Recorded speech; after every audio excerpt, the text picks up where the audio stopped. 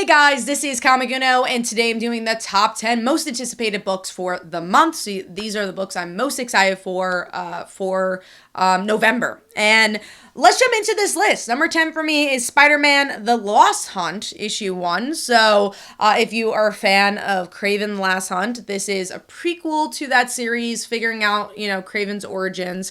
And this is written by the same guy who wrote Last Hunt. So James DeMantius is returning to Spider-Man, and I'm excited for this. I'm glad that it's not a sequel. I think I'd be a little less excited for that, but just to have something before those events and maybe make those events even sharper is what I'm most looking forward to.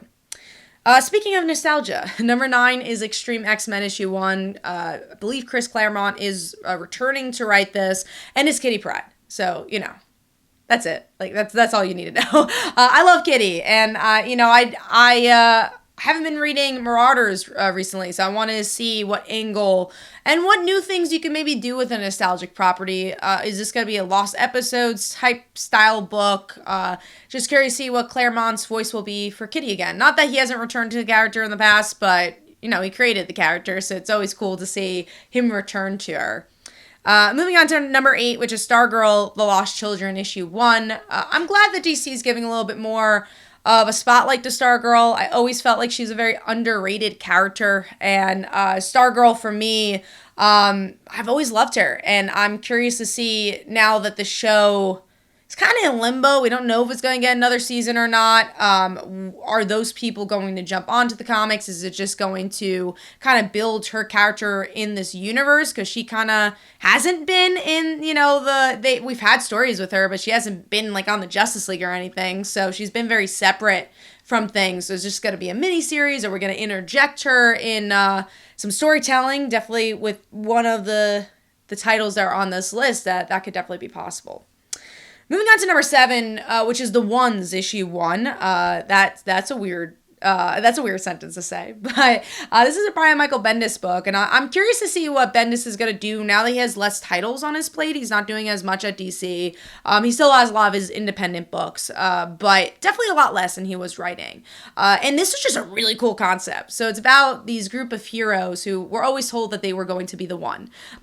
And what that's about, in a modern angle. It's the hero's journey from a modern angle. And artwork looks really good. And Bendis is a really good character writer. And I'm curious to see, what type of voices he's going to bring to these very different group of people. Moving on to number 6, which is Fantastic Four issue 1. This is a new creative team for Fantastic Four, and I'm just excited to see what angle they're going to take. Dan Slott was on the book for a long time, and it looks like they're going to go a completely different direction with it. And I'm just excited for a new voice for this one. Not that I didn't enjoy Dan Slott's run. I actually think Slott's run was one of the better Fantastic Four runs in a really long time. So I'm just curious to see, what type of different angle we could get with this. Moving on to number 5, which I think is a book a lot of people are excited for. It's Batman and Joker, The Deadly Duo. We see a lot of Batman versus Joker books, but we don't really get to see a lot of team-up books. Why the hell is the Joker and Batman going to team up? I'm just curious by this concept. It's just a nice twist, even though we have a lot of Batman books out there. I'm like, oh, this feels different to me. This feels like a new angle. Moving on to number 4, speaking of Bat books, it is Batgirls 2022 Annual.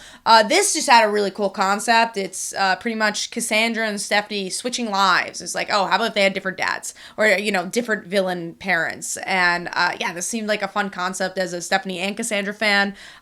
That could be a really good one and done since it's an annual as well. All right, moving on to number 3, which is the thing I was tying into with that Stargirl conversation, and that is Justice Society of America, issue 1. So with this book, we get to see them return. So that's going to be, interesting, because we've been axing for the JSA for a while. It feels like it's been promised for a very long time. So will it meet our expectations? And as someone who likes the JSA, did I say JSS? I don't know. If I did, I'm sorry. It's JSA. As someone who's liked the team but never is like, oh my god, the JSA, I'm curious to see if this is going to hook new readers, it's going to hook the casual reader, or is it just going to be really for the hardcore fans of this character, or of this team? Moving on to number 2, which is Gold Goblin, issue 1. As a Spider-Man fan, yeah, Norman Osborn being a hero has fascinated me because we've seen a lot of different angles from Norman, but not quite this, and him being this hero that they've kind of been building up after his sins have been washed away. What does a Norman ongoing book look like? What's his supporting characters? Spider-Man going to be involved that much? I just really like that the Spider-Man titles are really spinning out some interesting characters. I think Hallows Eve we have coming up. We got a Red Goblin book with, I believe it was Normie Osborn's going to be in that. Yeah, there's a lot of interesting, what I feel is fresh things coming to the Spider-Man mythos, which with these miniseries in particular.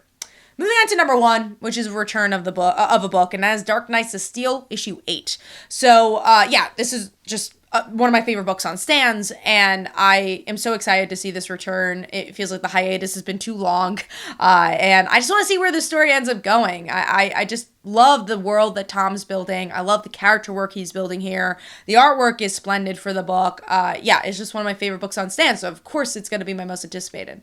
So hopefully you guys enjoyed. This is Comic Uno. Let me know in the comments below, what are your favorite comics that are coming out for November? What are you most excited for? And I will see you guys in the next one. Bye.